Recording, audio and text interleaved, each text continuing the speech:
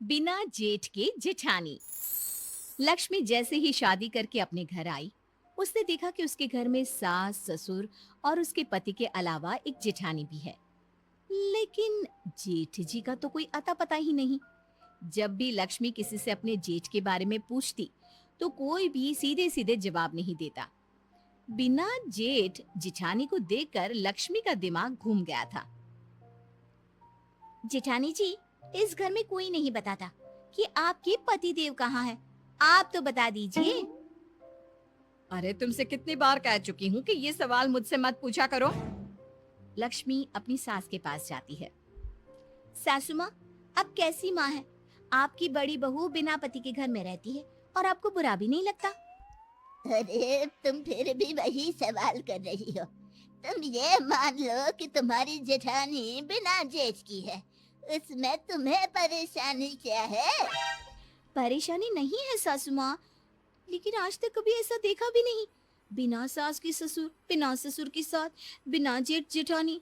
अरे सब कुछ गड़बड़ घोटाला लगता है। अब चुपचाप जाकर अपना काम करो।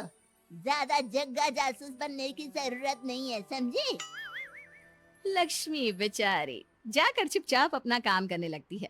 एक रात घर के पीछे वाले आंगन में खटर पटर की आवाज सुनकर लक्ष्मी की नींद खुल जाती है।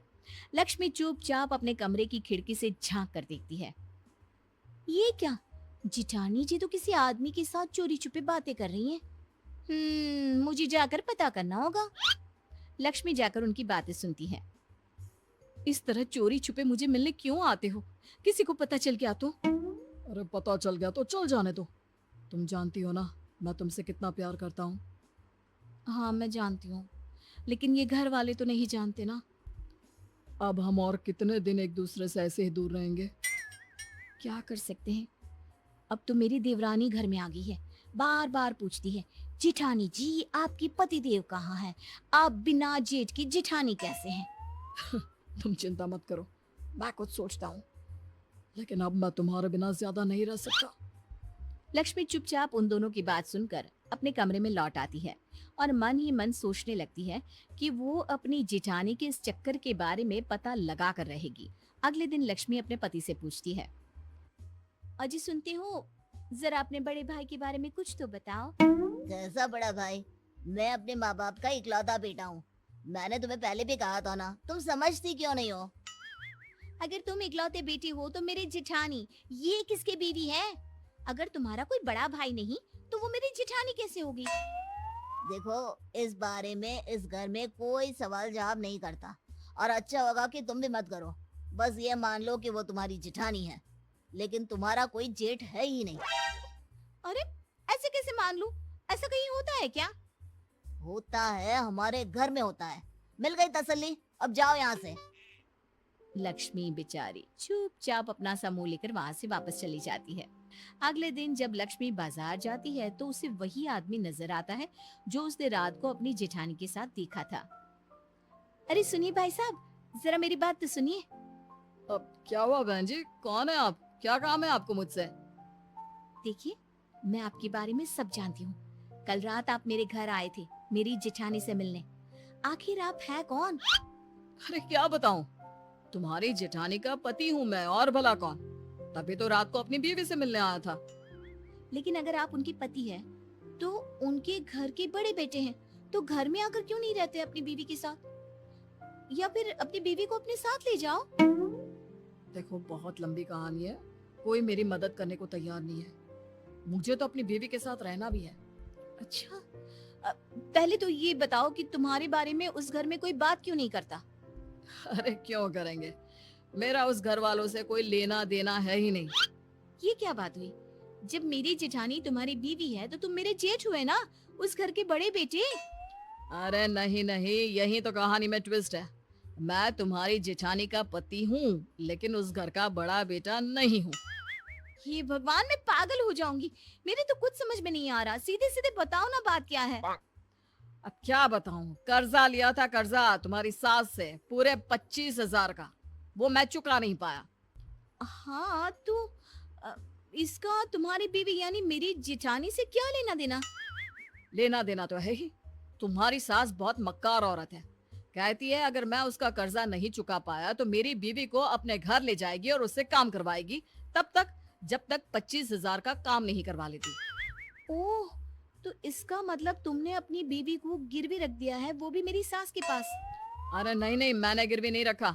तुम्हारी वो चालाक सास मेरी बीवी को अपने साथ ले गई है, दुनिया को दिखाने के लिए। कहती है कि घर की बहू की तरह रखती है। हाँ, वैसे तुम्हारी बात तो सही है। मेरी जिठानी दिन भर घर का काम करती है। मुझे क्या पता था कि ये सब वो कर्जा उतारने के लिए कर रही है। मुझे लगता है कि तुम ही हो जो मेरी मदद कर सकती हो, मेरी बीवी को अपनी सास के चंगुल से छुड़वा सकती हो। तुम्हारी दुख भरी कहानी सुनकर तो मुझे रोना आ रहा है। मैं तुम्हारी मदद करना चाहती हूँ, बताओ मैं क्या करूँ। कल रात को मेरी बीवी को सामान सहित घर से बाहर भागने में मदद कर देना, बस। उसके बाद मैं उसे लेकर कहीं दूर चला जाऊंगा। लक्ष्मी ऐसा प्लान बनाती है और अपनी जिठानी को जाकर बता देती है। अगली रात वो अपनी जिठानी को घर से भागने में मदद करने ही वाली होती है, तभी उसकी सास वहाँ पर आ जाती है। क्या हो रहा है यहाँ है? घर की छोटी बहू होकर तुम घर वालों के खिलाफ जा रही हो? लक्ष्मी, तुमसे मना किया था ना इस झगड़े से दूर रहो।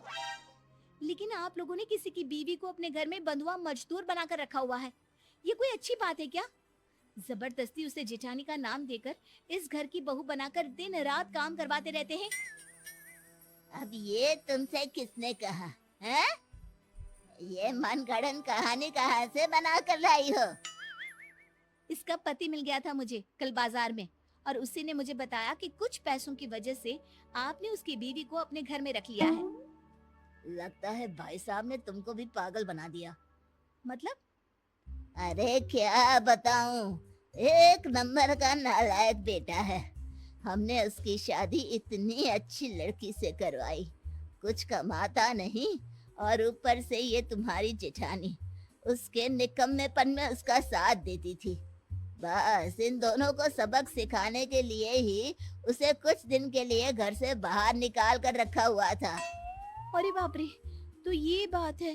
मेरा मतलब इस बिना जेठ जिठानी और उस बिना जिठानी की जेठ ने मुझे झूठी कहानी सुनाई। हाँ, अब समझ में आया कि इस घर में बिना जेठ के जेठानी क्यों है। दरअसल वो तुम्हारा जेठ है, मेरा बड़ा भाई, लेकिन वो ढंग से काम करे इसलिए उसको सबक सिखाने के लिए कुछ दिन इस घर से दूर रखा गया था। धन्य हो, मेरे अलावा शायद ही किसी को इस दुनिया में बिना जेठ जिठानी मिली होंगी।